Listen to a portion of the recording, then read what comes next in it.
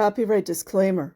Under Title 17 U.S.C. Section 107, allowance is made for fair use for purposes such as criticism, comment, news reporting, teaching, scholarship, and research.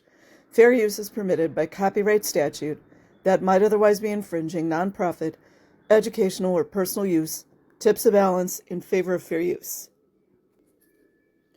TRs The Hard Way. As a part of each level of training as an auditor, this includes children, you guys, we were required to do the TRs, training routines.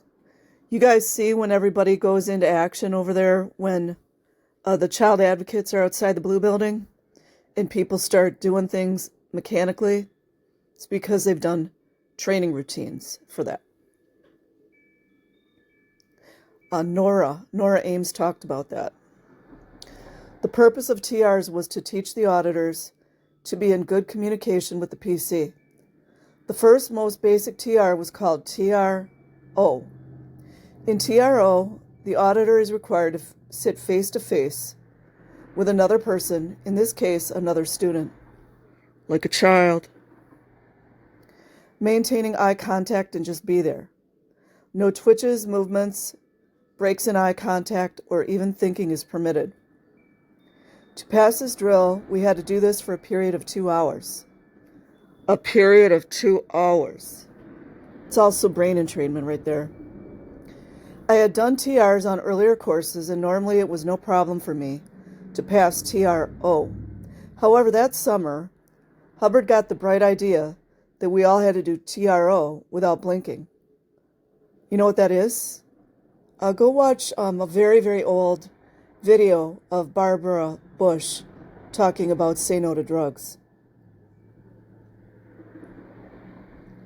It is said when people don't blink that they can hypnotize you easier. So it has something to do with hypnosis. I don't know exactly.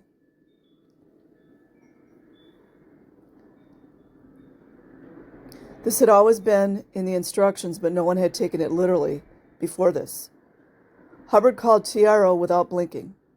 TRs the hard way. He should have called it TRs the impossible way. Going without blinking for 2 hours is, for all practical purposes, physically impossible, so the course is soon filled up with people who could not get past TRO. The supervisor kept a close eye on us if we blinked. Supervisors can be children as well. We would have to begin the 2 hours all over again. For about 2 months, I spent up to 12 hours a day, along with hundreds of others, trying to pass TRO. Doing TRO for this long had the effect of putting me into a trance state. It's exactly what they want. Similar to the state people go into when they meditate for long periods of time. Also why a lot of cults want you meditating. You do have to be careful.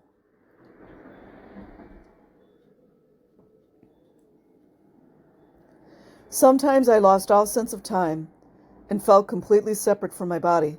That's called derealization. It's a disassociation. At other times, I felt very frustrated at being unable to pass. Deep down, I felt this was ridiculous. But LRH had ordered it, and no one dared to question an LRH order, to include the LAPD. Let's just add the LAPD are 100% under LRH's policies. 100%. Whenever I had doubts, I told myself that I hadn't understood the real purpose of the drill and that I should persist. Occasionally, someone would pass, which gave credibility to the farce. I'm sure these people didn't go for 2 hours without blinking. Their blinking was simply missed by the supervisor, who, after all, couldn't catch every single instance. Can you imagine the idiocracy? Like, honestly, you guys, it's just unreal. It reminds me of when I was in basic training, how you would get in trouble if you fell asleep. Like in basic training in the Army, back in my days, my old days, right? They literally would keep you up for like ungodly amounts of time. And there were literally people that would fall asleep standing up. That might have happened to me once. But it's also to keep your mind open. It's the entrainment. A lot of people that are participating in that, they don't know that. But that's what it is. Just go look it up. It's the truth.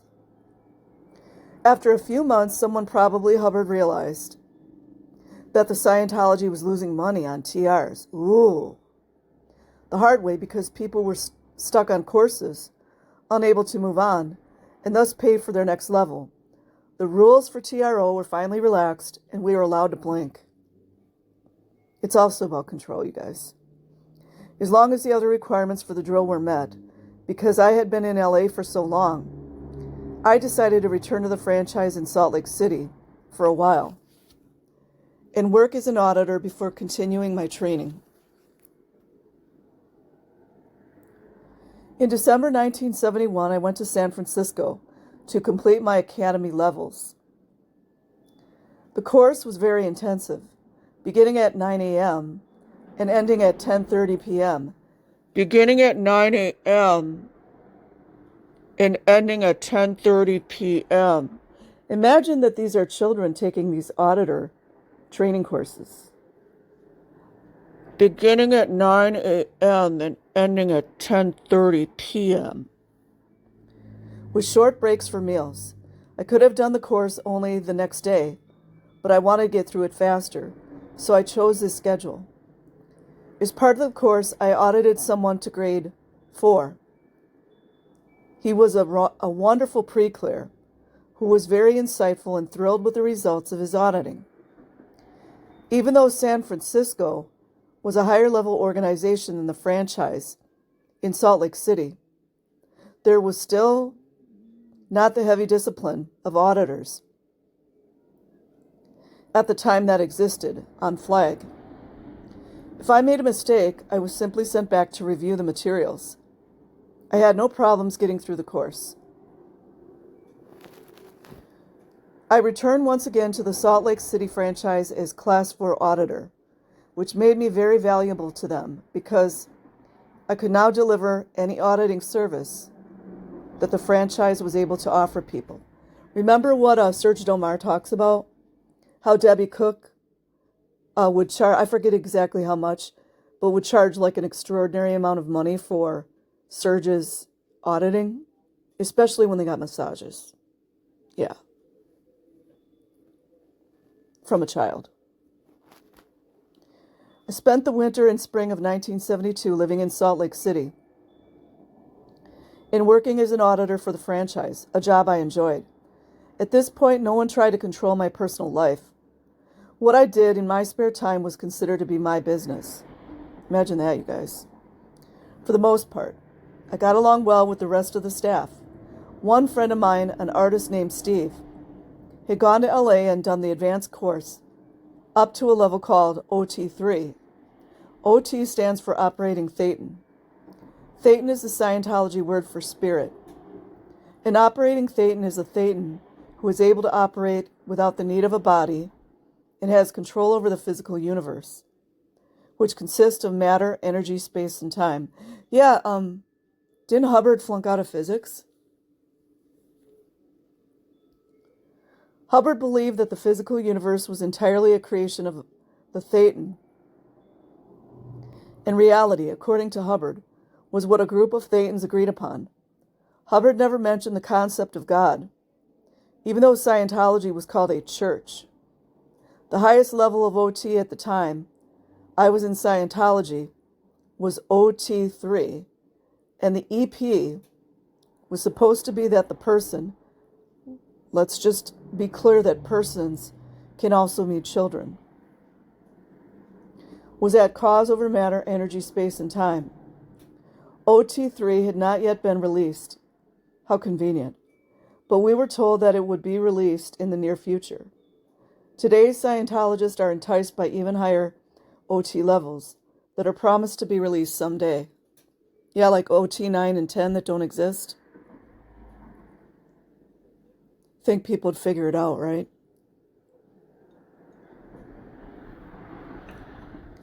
The materials of all the OT levels were kept secret, but OT3 was supposed to be the big one.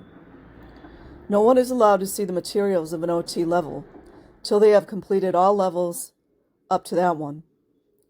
We were told that if someone looked at the OT3 materials before they were ready, they would go insane and eventually die. I just want to interject real quick. Remember how they were told similar things if they talked to suppressive people? I mean, I guess if you're really under heavy mind control, you might believe that. But that's how they keep it all controlled. Steve told me that OT3 was just incredible, that after looking at the materials, he understood things that he had wondered about all his life. OT3 explained everything. Naturally, I was very curious to find out what OT3 was all about and was very eager to get enough money together to do the advanced courses. Reminds me of breadcrumbing and narcissism, how they throw little breadcrumbs out for you so you get all excited. Yeah. This is exactly the effect Hubbard had intended to have on people by making OT3 such a mystery. By June 1972, I had saved up enough money to go back to LA and take my next level of training, which was called the St. Hills Special Briefing Course.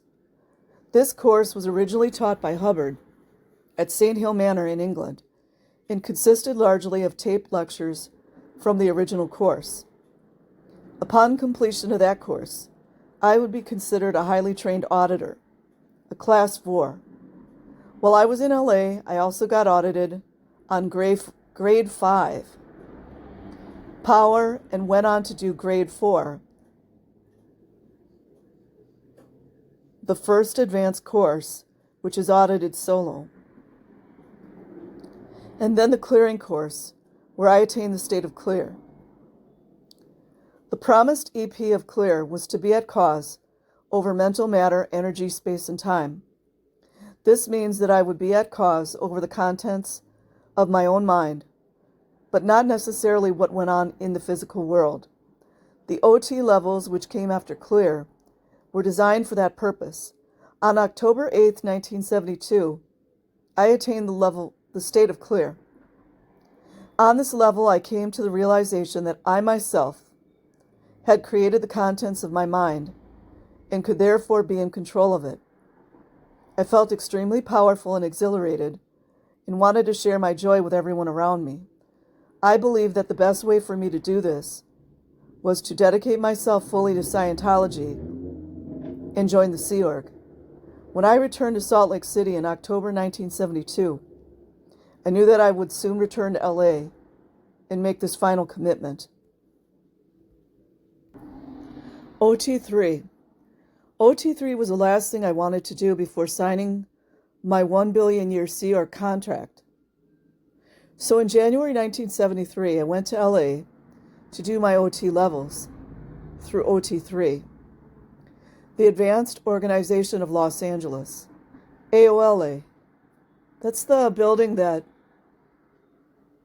Tori Christman keeps pointing out over there at the near the blue buildings.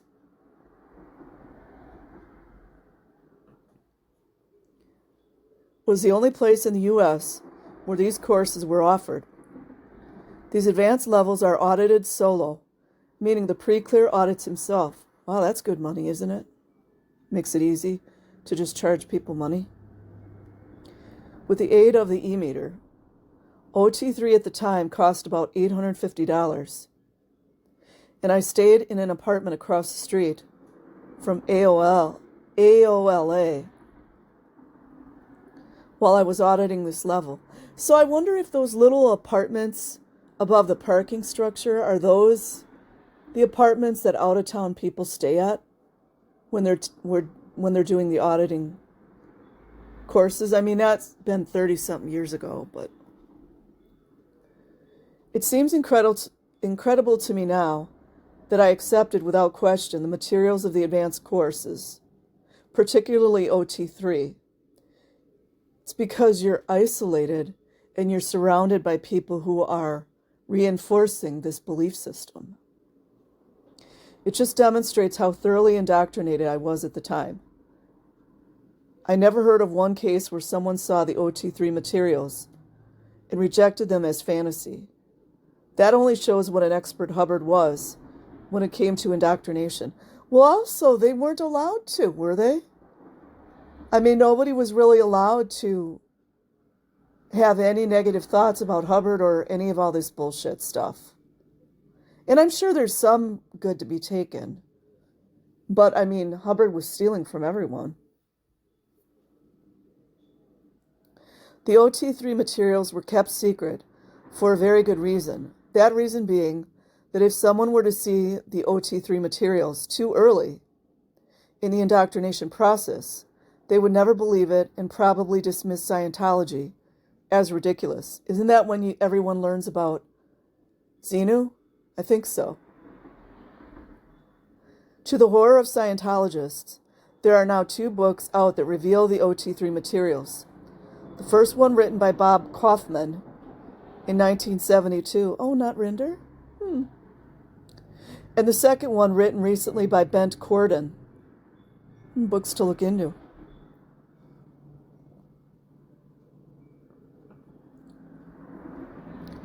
A word of caution. Scientologists are told that if they see the OT3 materials before they are ready, they will go insane, not be able to sleep, get sick, and eventually die. Isn't that basically how Hubbard lived his last few years of life? He was psychotic, on drugs. And they believe it. For this reason, I would not suggest revealing OT3 materials to a person during an exit counseling if they haven't seen them. Not because it is true, but because the suggestion that they will go insane might act upon them as a post-hypnotic suggestion. That's the point. And they might respond to it by actually getting sick or even going insane. In my opinion, it simply isn't worth the risk. This also makes me wonder how many people go psychotic right after this. Yeah, it's a post-hypnotic suggestion.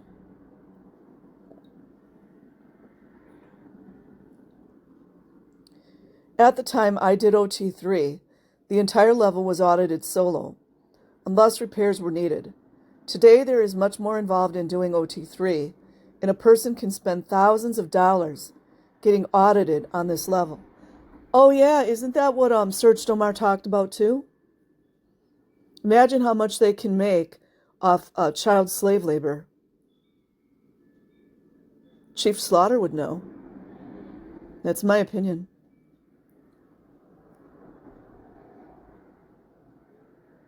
On this level, it took me about 2 weeks of daily solo auditing to get through OT3. The EP that was promised to us was return of full self-determinism. You see how they gaslight? Hubbard was gaslighting everyone. There's no self-determinism in Scientology whatsoever. None. They think there is, which I attested to. I felt like I had the world in the palm of my hand, and I felt on an even deeper level that my mission was to join the Sea Org so I could commit myself more fully to making this a Scientology planet. Jeez. Little did I know that self-determinism of any kind was impossible in the Sea Org, and that every waking moment of my time was to be controlled by the whims of L. Ron Hubbard, or some other Sea Org officer, or some other Sea Org officer. I was about to find out what Scientology was really all about.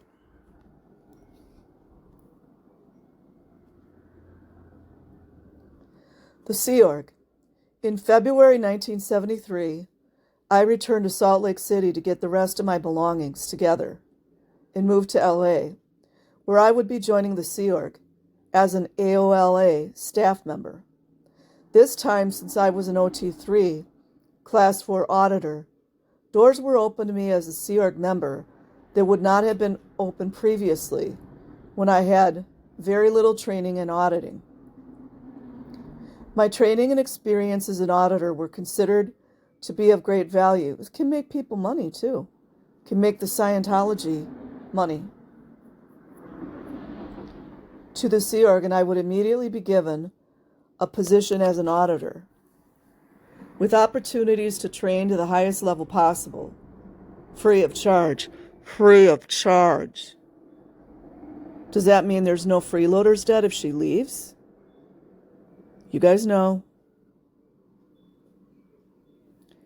When I told Dion, the franchise holder in Salt Lake City, that I was joining the Sea Org, she was very angry at me. She accused me of being an opportunist, using the franchise as a stepping stone to get what I wanted. That's a very narcissistic thing to say. You know why? This Dion was projecting how she would do something. Narcissists always give themselves away. They always do. I felt badly about what she said, since we had been very close. Yeah, that was a lie. But I also realized that I had a right to move on.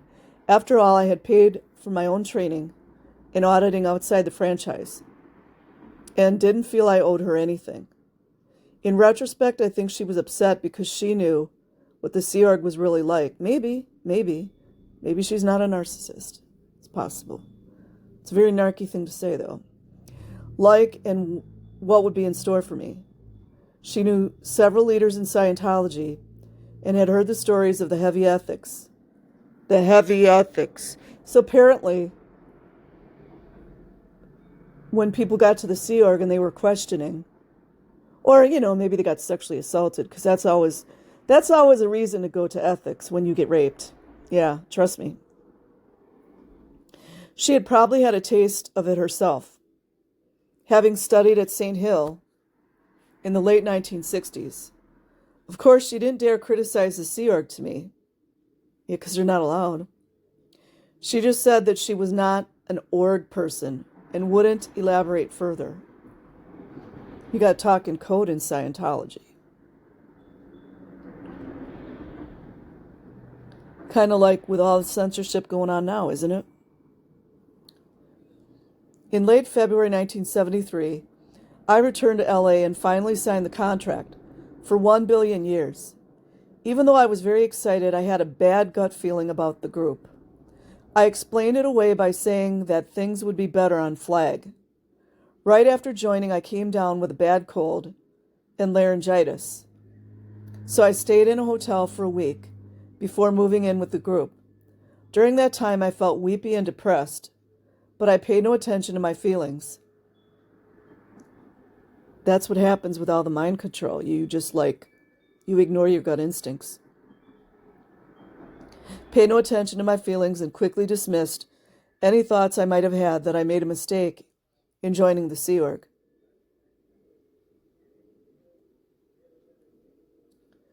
When I got better, I moved into one of the houses where the staff members lived. Right from the start, I was difficult and argumentative. At first, I was shown to a small room.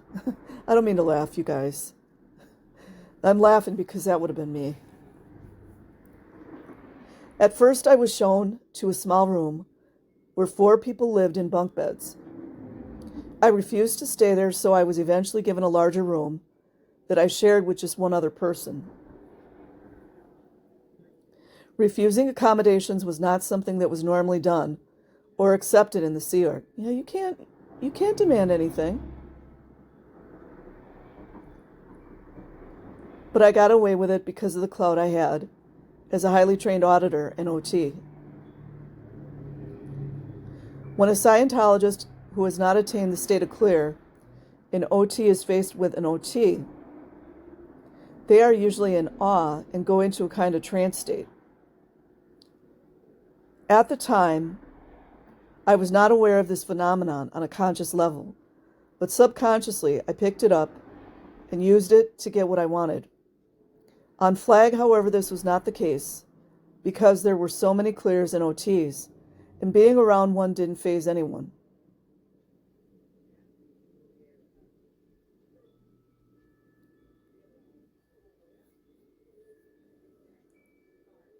My job as a staff member at AOLA was to audit clears and OTs who needed additional auditing to supplement and repair the auditing that they had already received, so they would be prepared to audit themselves on the advanced levels. One of the people that I audited was Ann Burgess, a top-level person in Guardian's office. In the Guardian's office, which was run by Mary Sue Hubbard, L. Ron Hubbard's wife. Ann and I developed a very good rapport, and she was very pleased with the auditing she received from me. Word of her auditing got back to Mary Sue, who personally invited me to come to Flag and to train as a flag auditor. I considered it a great honor to be signed out by the wife of L. Ron Hubbard. Going to Flag to live on the ship with Hubbard and the elite of the Sea Org had been a dream of mine for 2 years. A dream that I had worked very hard and had overcome many obstacles to realize. My dream was finally about to come true. You guys know she's going to be let down. The flagship Apollo. In May 1973, I left for the flagship Apollo, the sanest place on the planet, I had been told many times. After getting inoculations for smallpox and cholera, I flew to New York City, where I was met by someone who told me what my destination was to be. Lisbon, Portugal. All this secrecy enhanced my sense of adventure and excitement.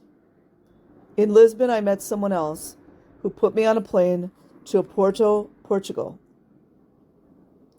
I was told never to mention Scientology to anyone outside of the ship. You guys know why that is. We were to use the official shore story, which was that we were company executives being trained by a management corporation called Operation Transport Corps, OTC, which was a Panamanian corporation, which offered business courses aboard the ship. You guys know that's because they were hated. They were hated there and many other places.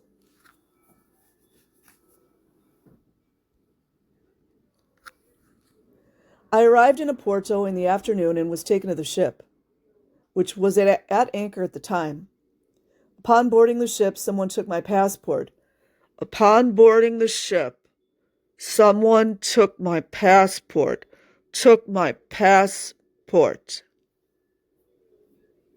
And put it along with all the other children's passports. Away from me, which was to be locked up in a safe that I had no access to.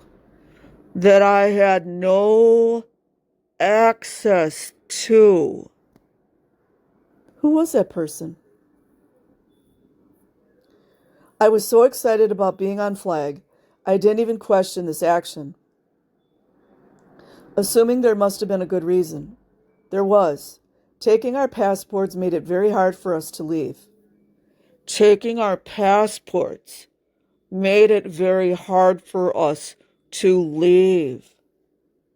Human trafficking, anyone? Child trafficking? But that was not a reason I thought of at the time. After a brief medical check, I was given linen and shown to my quarters, which was a dark, dingy room below decks, with bunk beds stacked in 3 tiers. About 50 women lived in this dormitory.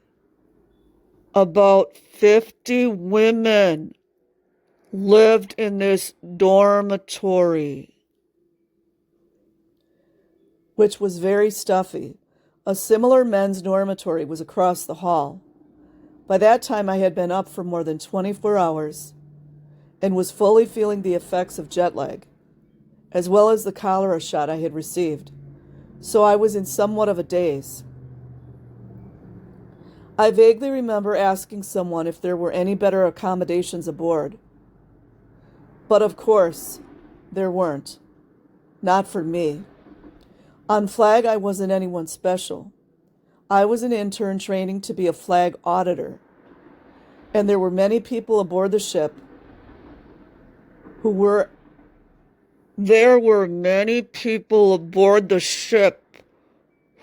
as or more highly trained than I was. Could it be maybe that those were the ones raping the little girls? One does wonder, don't they?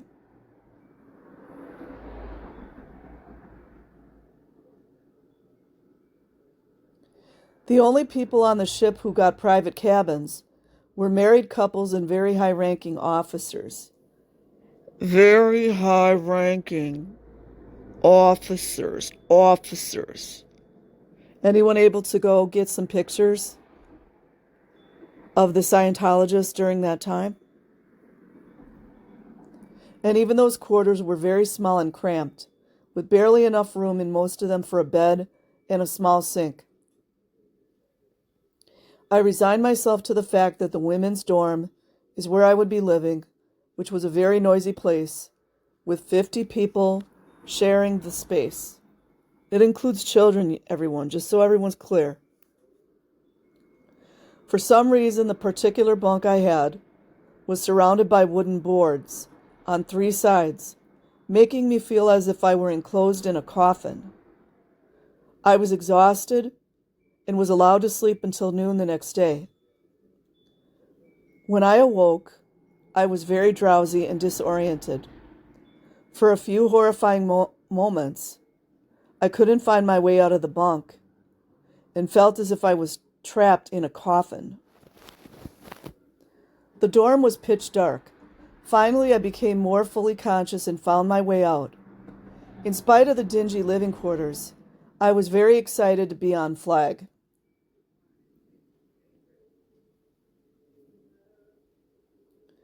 I was given a briefing in more detail on the shore story. You guys, a shore story is simply a lie that Scientologists are allowed to say. LAPD, just so you know, shore stories are lies. Hemet PD, Homeland Security, FBI, Department of Justice, Child Protective Services. I was given a briefing in more detail on the shore story we were to tell outsiders. No one, not even other Scientologists outside of Flag, was to know the location of the ship. It's also that compartmentalization. If someone wanted to write to us, they had to write to the address of the liaison office, either in LA or New York, and the letters were forwarded to us from these offices. This meant everyone, including parents. I'm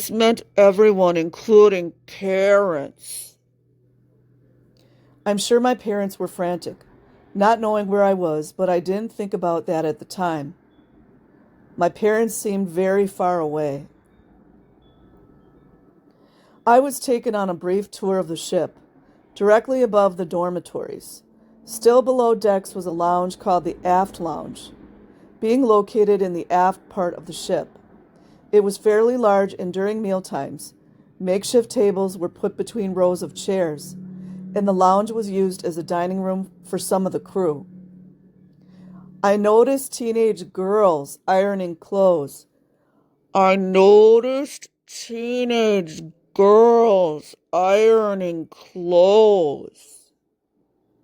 Were they the maids? These girls would do nothing but iron and wash clothes all day. Isn't that great that that's what they had the young girls doing? Misogyny, anyone? Later, I found out that they were in training to be personal messengers. That just means slaves. That means LRH's little slaves. I'm sorry if that's offensive to some people, but that literally is what they were. And I surmise, from my opinions and my research, that probably 99% of those girls were sexually assaulted on one or numerous occasions by adult males. 100%. It's in public records. Just go look it up. Personal messengers to LRH. Once they made it to the position of LRH messenger, these girls were extremely cocky, drunk on the power that LRH gave them. Some of these girls are now in their late 20s and among the top executives in Scientology today. Among the top executives in Scientology today.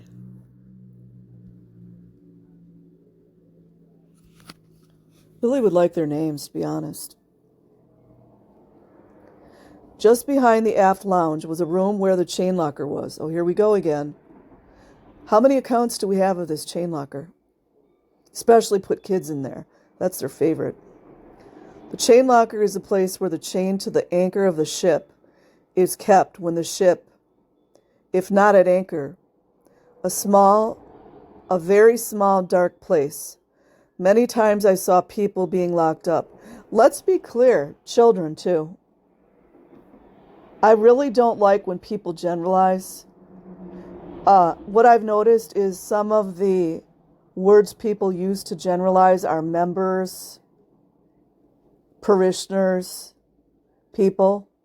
They don't want to distinguish that there were children there. And that screams cover up to me. How many accounts have we had of little children locked up in the chain lockers?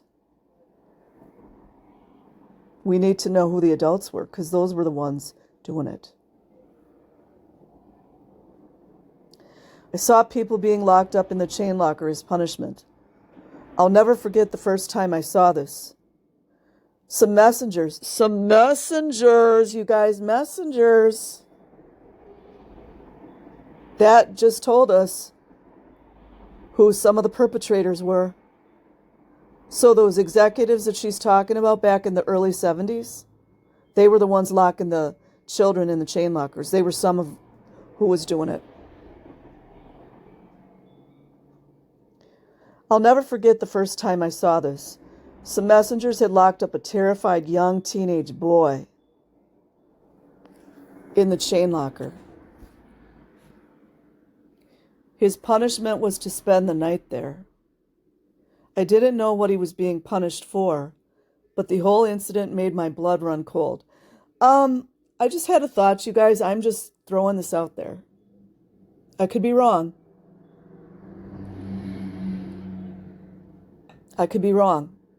Could it be that teenage boy was sexually assaulting other girls? I don't know. I don't know his name.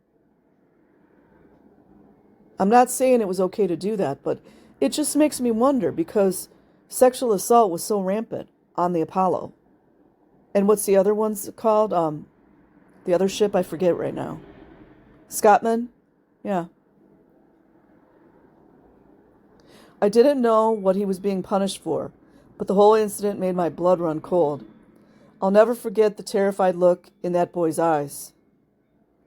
Whenever I think about the current leadership of the church, which consists mainly of people who were raised in such an atmosphere, that's an abusive atmosphere, I can only feel pity for these people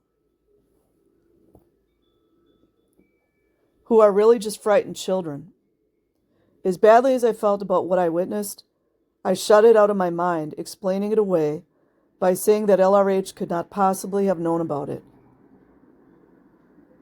This also, I know I'm really going on a lot, you guys. This is enabling. I'm going to do a whole video on enabling.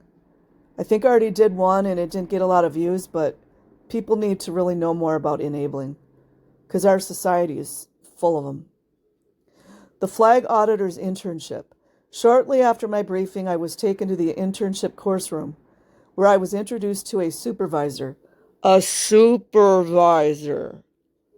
A stern, prim, and proper woman in her mid-30s with a serious, pale, freckled face and light brown hair. She didn't have a name? That was tightly pulled back into a ponytail. She did that to code it. Because you know how they used to fair game in the 70s. I bet they didn't do that in the country.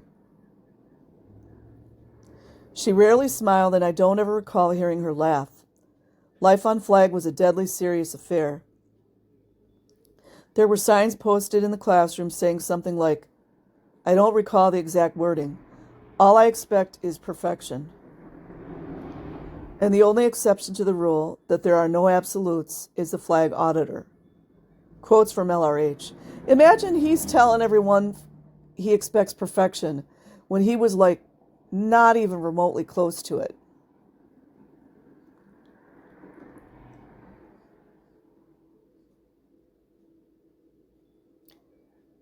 Our time was spent either studying materials, doing TRs, or auditing pre-clears. There were about 10 to 15 interns on the ship who, like myself, had come from outer orgs to flag for the purpose of being highly trained as flag auditors and returning to our orgs. Our days were long, starting at 8:30 a.m. and ending at 10:30 p.m. If our stats were up, meaning if we were doing well, we were allowed 1 day off every 2 weeks. Yeah, they got rid of that, didn't they? Especially for the children. Children weren't allowed, and they still aren't. Every morning, all the interns and auditors would assemble for a muster, including children. We would recite in unison the points of keeping Scientology working. How's that for a thought-stopping cliche? From a policy letter by L. Ron Hubbard, some of these points were having the correct technology, applying the correct technology. Who's still applying the technology? You guys know who I'm talking about. Hammering out of existence incorrect technology, closing the door on any possibility of incorrect technology, closing the door on incorrect applications. In the same policy letter, Hubbard had said, "It's a tough universe, and only the tigers survive." Flag. I was to learn very quickly was a tough universe indeed. Each day we were assigned PCs, usually staff members, to audit. Since I was OT3, some of the people I audited were in high positions. High positions. One of the first people I audited was a kind, middle-aged woman who was head of a division and had been on the ship since the late 1960s. Something seems really weird about that.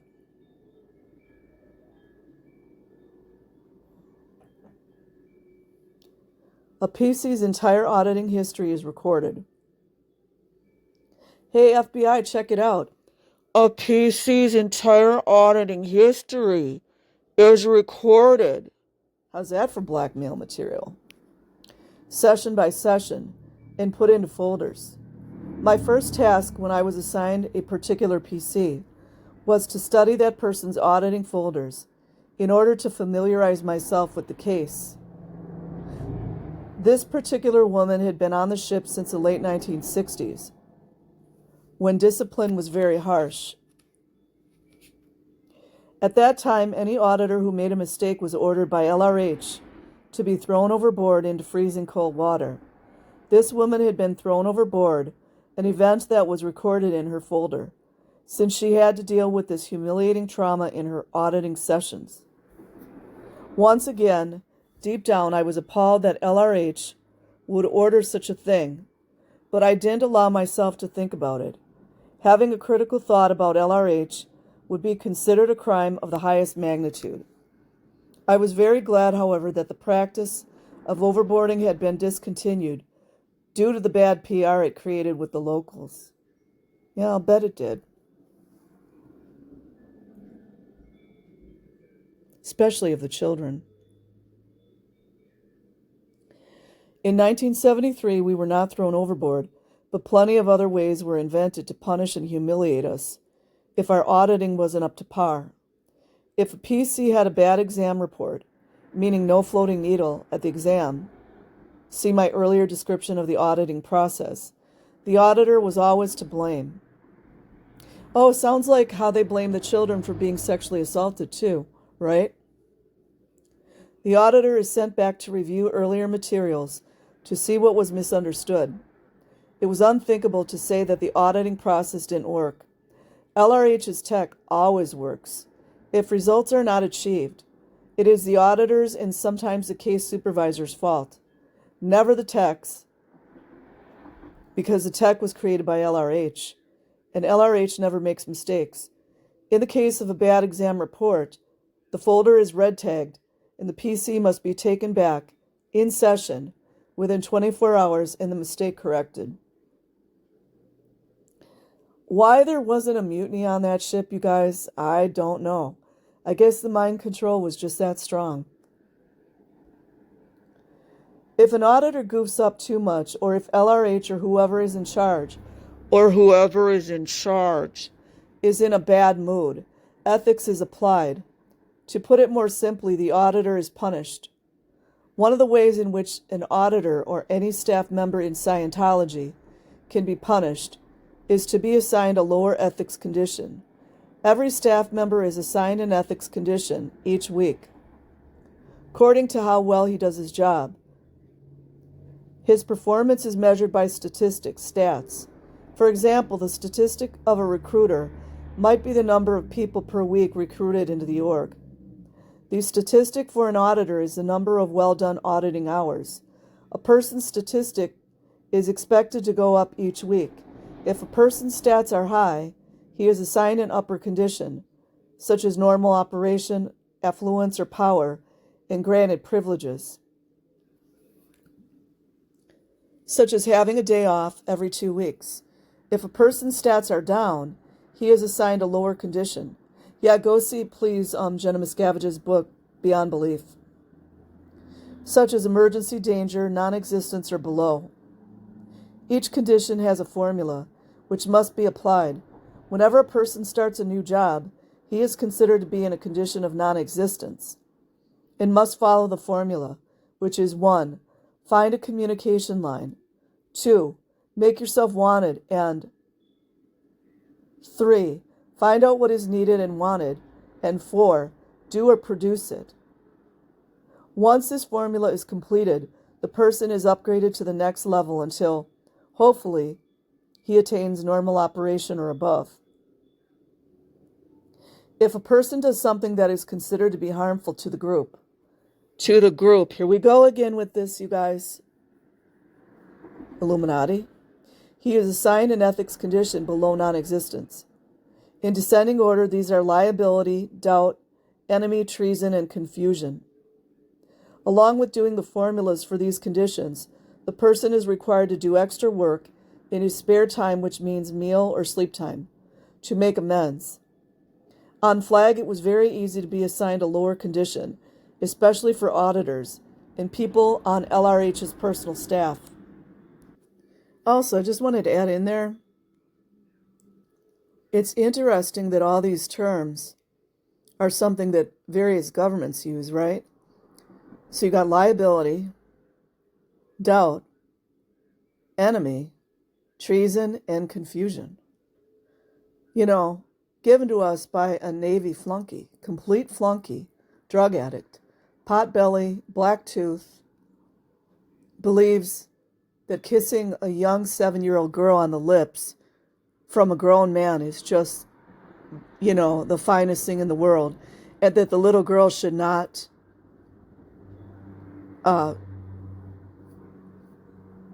push away from them because she's denying all her sexual experience from previous life. Isn't that great, you guys? Convicted felon, flunky Navy guy. The Commodore arrives. When I first arrived aboard Flag in May 1973, Hubbard was not aboard. Well, that's good. Nobody but a few people knew where he was. Years later, I found out that he had been living in Queens, New York, with 2 other people. When Hubbard returned in September, discipline increased. I was very excited about Hubbard's return and seeing him in person for the first time. He kept his distance from most of the people aboard the ship. I wonder why that would be. Was he scared? Maybe there was a possible mutiny. Even top leaders who had come to Flag for training from outer orgs. He rarely spoke to anyone except for his messengers and his top aides, like prestigious executives who worked directly under him. Sometimes, however, he would say hello to me when we passed, I would say, "Hello, sir," and he would nod in acknowledgement of my greeting. I had thought that things would improve on the ship with Hubbard's arrival, perhaps get more humane. I couldn't have been more mistaken. We as flag interns were about to get a good, strong taste of what it was like to be so close to Source. LRH was often referred to as Source.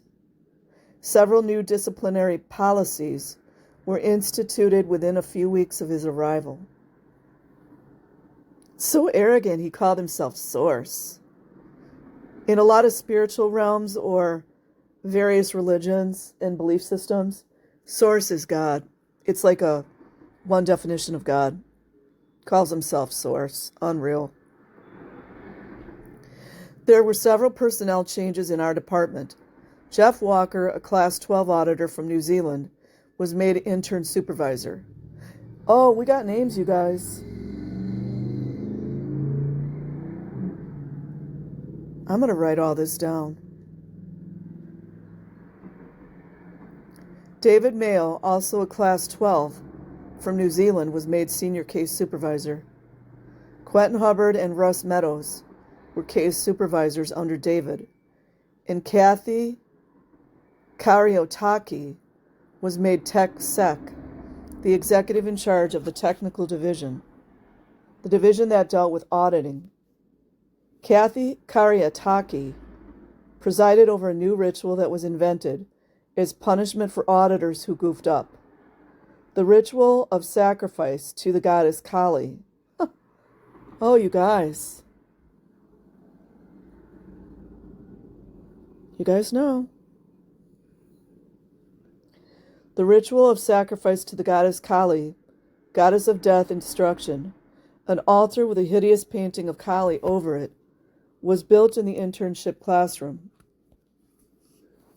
If an auditor had a bad exam report, the following ceremony would take place in a candlelit room. You guys should go check out Beyonce's Dance to Kali. Very interesting. Oh yeah, it was just a few years ago. Huh. The chorus of other interns and auditors would sing a hymn to the goddess Kali, sung to the tune of Rock of Ages. Wow. Wow. The offender would come forward and kneel before the altar and say he or she was a worshiper of the goddess Kali and wanted chaos, death, and destruction. The person was then given a knife and a fake pre-clear and told to stab the pre-clear, at which time the person had to thrust the knife into the folder. I had to participate in such a ceremony twice.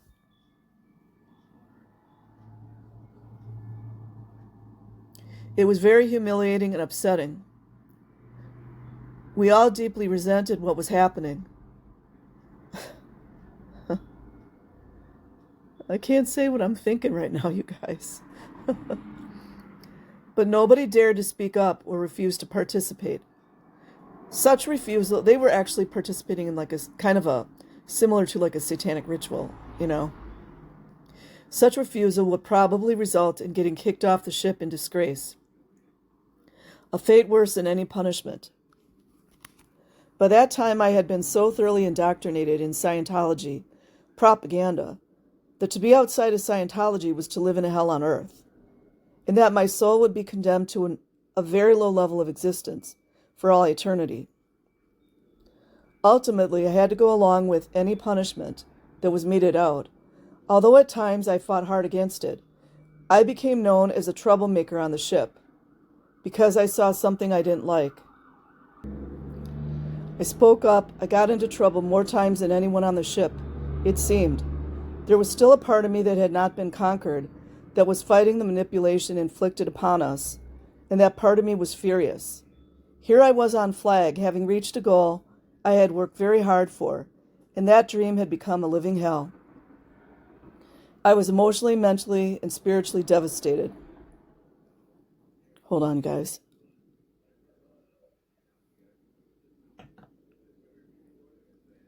This devastation took its toll on me for years after leaving the group. When I first joined, I had a bright, adventurous 18-year-old I had been a bright, adventurous 18-year-old with high ideals and shining goals on the horizon of my life. I was willing to give my all to achieving those goals. It's what they wanted. They're energy harvesters. I just didn't take no for an answer. If I had channeled all that energy into a legitimate career for myself, I would have been well on my way to a happy, rewarding life.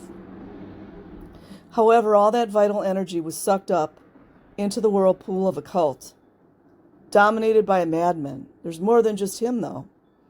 I was drained. To me, subconsciously, success and achievement of my goals meant devastation, because that is what happened to me when I achieved my goals in Scientology. For years after leaving Scientology, I couldn't seem to get any sort of career off the ground. I would start to pursue something but never follow through. It is only now that I am getting counseling from people who understand cult phenomena that I am able to see what happened to me, put my life back together, and get on with it.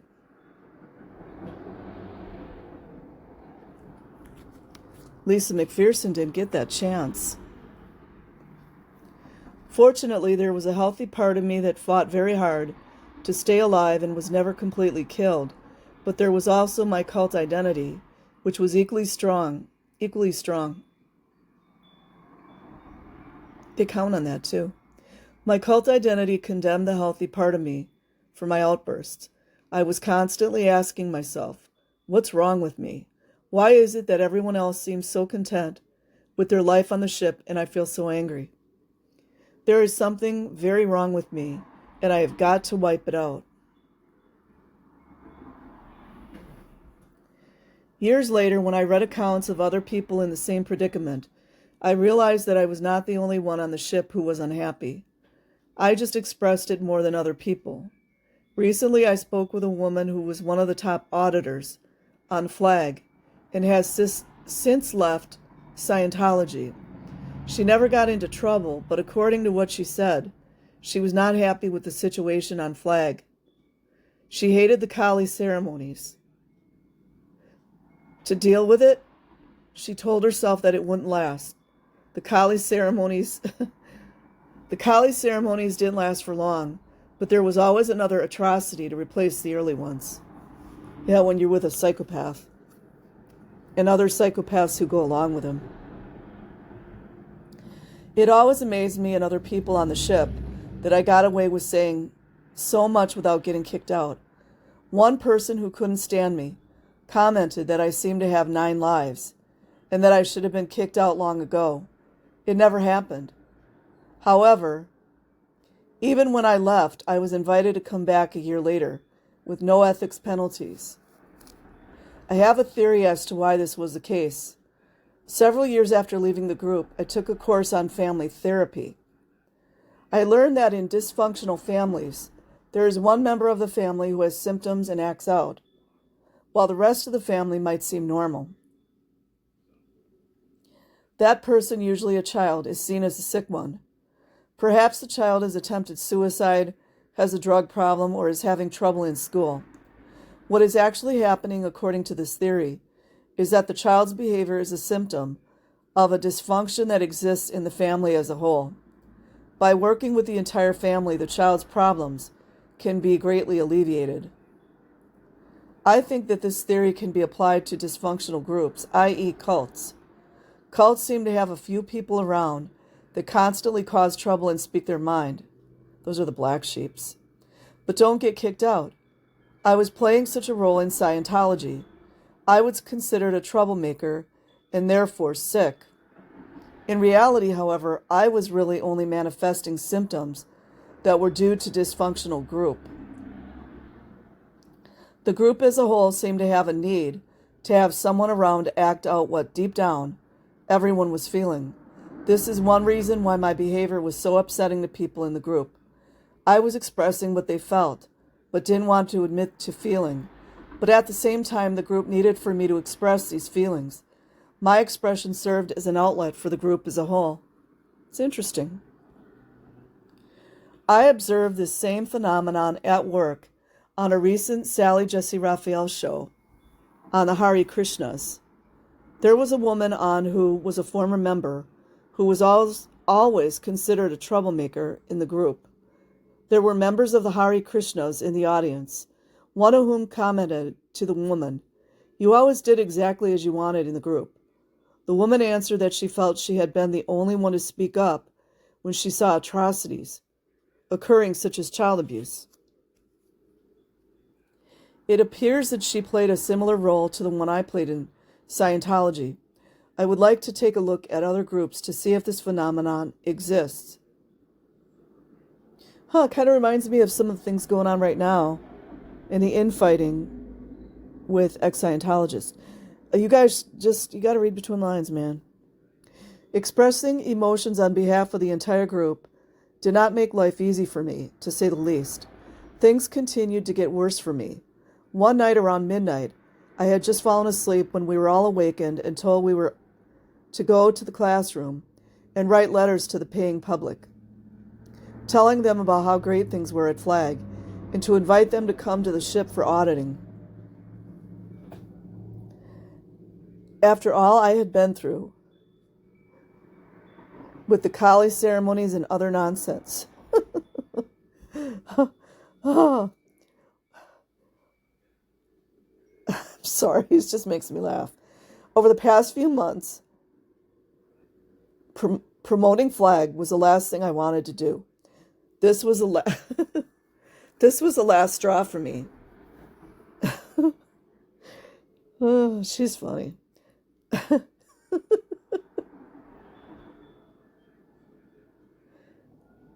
I completely lost control. I'm sorry, you guys. I completely lost control of my temper and blurted out, If I wrote the truth, oh, geez. If I wrote the truth about how things were here, nobody would want to come to Flag. I was immediately assigned a condition of treason by Kathy Karyataki. I mean, how dumb can you be, honestly? To speak in such a blasphemous way about the home of L. Ron Hubbard was considered an act of treason to the group. Free speech was not a right we enjoyed. Sounds like LAPD. They kind of, don't believe in free speech. I had to wear a red armband, identifying me as a traitor to the group, and do amends in the galley. Making a statement such as the one I had made was unthinkable to most people in the group, but deep down I think many people were feeling the same way I was, but didn't dare admit it, even to themselves. I mean, yeah, that would be just logical. One might ask, if I was so aware of what was going on, then why did I stay? What are you going to do in the middle of nowhere, right? That's why L. Ron Hubbard loved having that ship out there. He could have you held captive. The truth was that I was just as indoctrinated as anyone else. I still believed very strongly in the purpose of Scientology, and my cult identity was very strong.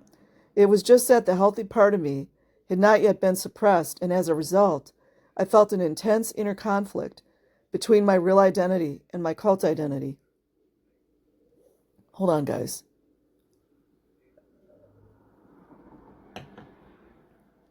Things continued to go downhill for me. One day, which happened to be my 21st birthday, I had the morning off. Just a coincidence. We weren't given time off on our birthdays. We were on the island of Tenerife, which is one of the Canary Islands owned by Spain, located off the coast of Africa. I went ashore to see the town and do some shopping. One of the things I most liked about being on the ship was getting to visit such exotic places. When I returned, I found out that I was in trouble. See how they do this to people? It's a narcissist paradise. It seemed that my PC had a bad exam report, and I was not supposed to have left the ship. You see what they do? I can relate to this one. Before handling the situation, I had to participate. Oh, you guys, this is making me laugh. I'm sorry. I had to participate in a Kali ceremony. I can remember thinking to myself, this is not how I ever expected to spend my 21st birthday. a time when most people are out celebrating being officially an adult. But then I chided myself for having such a WOG thought, reminding myself that I had chosen to live an extraordinary life with an extraordinary purpose, that is Scientology. After the ceremony, I was sent to spend 4 hours in the crow's nest. The crow's nest was the equivalent of at least a 4-story building, and I had to climb up a very narrow ladder to get there. I keep telling you guys, there's got to be bodies thrown overboard. I mean, honestly, there had to be. There's no way that some of these people did not die. There's no way. It's my opinion. What if I just let go? That thought really terrified me, and I held on even tighter. I really didn't want to die. When I got up there, I was shaking all over. I was supposed to spend the 4 hours thinking about what I had done and writing up my overts and withholds. The view from up there was beautiful, but I was too upset to enjoy it. I was dreading the climb back down, but I got through it. That's what they want. They want you to always be upset. Just can't be happy around these fools. Probably L. Ron Hubbard could sense her disdain for the Cali ceremony.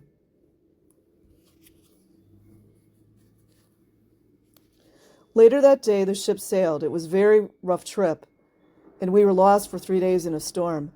I got very seasick and stayed in my bunk the whole time, unable to get up, except to go to the bathroom.